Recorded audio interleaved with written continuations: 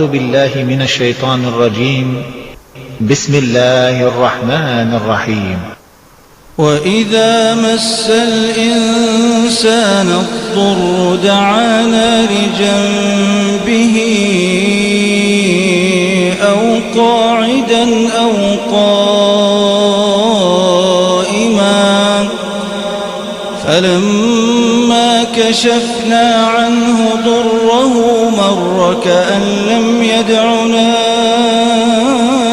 إلى ضر مسه كذلك زين للمسرفين ما كانوا يعملون ولقد أهلكنا القرون من قبلكم لما ظلموا